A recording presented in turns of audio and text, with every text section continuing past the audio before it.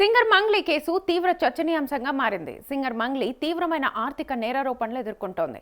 Micro finance పేరుతో భారీ మోసం చేశారంటూ మంగ్లీ, ఆమె సోదరుడు శివ చౌహాన్లపై ఆరోపణలొచ్చాయి. దీనిపై ఇప్పటికే కేసు నమోదైంది. మైక్రో ఫైనాన్స్ పేరుతో సామాన్య ప్రజలను సింగర్ మంగ్లీ, ఆమె సోదరుడు శివ చౌహాన్ మరికొంతమంది కలిసి కోట్లలో మోసం చేశారని ఆరోపిస్తూ న్యాయవాది సుబ్బారావు ఇటీవల పంజగుట్ట పోలీస్ స్టేషన్లో కంప్లైంట్ చేశారు. బాధితులు తన దగ్గరకు రావడంతో ఈ విషయం గురించి తెలుసుకునేందుకు తాను మంగ్లీని సంప్రదించగా ఆమె బెదిరింపులకు పాల్పడినట్లుగా తెలిపారు. ఈ మేరకు మంగ్లీ, ఆమె సోదరుడితో పాటు మరో ముగ్గురుపై కేసు నమోదు చేశారు.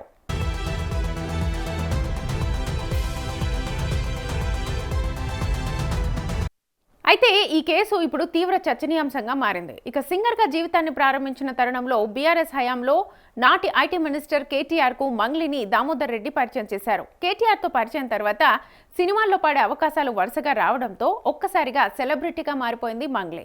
బహిరంగ సభలతో పాటు ఎన్నికల ప్రచార సభల్లో పార్టీకి అనుకూలంగా పాటలు పాడుతూ మంగ్లీ బీఆర్ఎస్ పార్టీకి ప్రచారకర్తగా తన సేవలను అందించింది.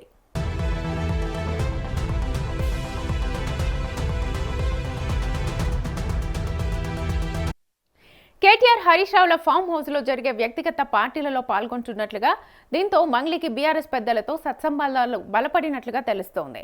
మంగ్లీ సేవలను గుర్తించి తన ఫామ్ హౌస్ సమీపంలో 8 కోట్ల రూపాయల విలువైన అర ఎకరం భూమిని మంగ్లీ పేరున కేటీఆర్ రిజిస్టర్ చేసినట్లుగా సమాచారం.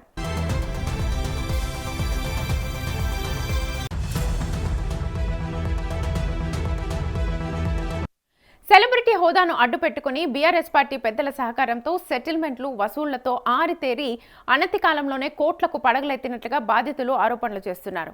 అధిక లాభాల పేరుతో సుమారు 200 కోట్ల రూపాయల వరకు వసూళ్లకు పాల్పడి మోసం చేసిన మంగ్లీకి బీఆర్ఎస్ సోషల్ మీడియా మద్దతుగా ప్రచారం చేస్తోందని బాధితులు వాపోతున్నారు.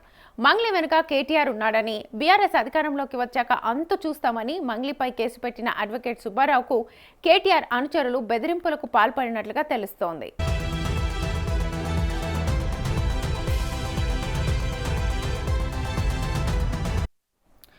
ఇక గోకులనందన అనే ఇన్ఫ్రా సంస్థ పేరుతో అధిక లాభాల ఆశ చూపించి 200 కోట్ల రూపాయల వరకు పెట్టుబడి మోసానికి మంగ్లీ ముఠా సభ్యులు పాల్పడినట్లుగా కేసులు నమోదయ్యాయి.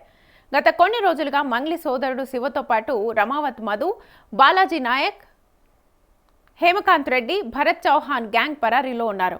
నిందితులు తమ ఫోన్లను స్విచ్ ఆఫ్ చేసుకున్నారని, అయితే లొకేషన్ మాత్రం జన్వాడలోని BRS working president KTR farm house ప్రాంతంగా నిర్ధారణ అయినట్లుగా తెలుస్తోంది.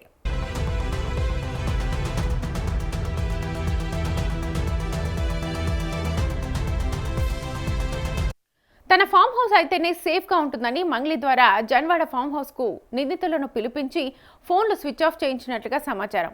200 కోట్ల మైక్రో ఫైనాన్స్ స్కామ్ మాస్టర్ మైండ్గా ఉన్న మంగ్లీని కాపాడడం కోసమే నిందితులందరినీ తన ఫామ్ హౌస్లో దాచినట్లుగా బాధితులు ఆరోపణలు చేస్తున్నారు. తన సోదరుడు శివతో పాటు మిగతా నిందితులు పోలీసుల చేతికి చిక్కితే విచారణలో తన పాత్ర బట్టబయలవుతుందని మంగ్లీ భయపడుతున్నట్లుగా తెలుస్తోంది.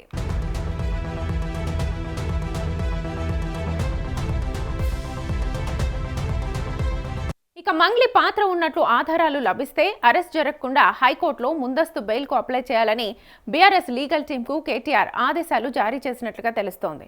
మరి మంగ్లీ అరెస్ట్ అవుతుందా లేదా అన్నది వెయిట్ చేయాల్సి ఉంది.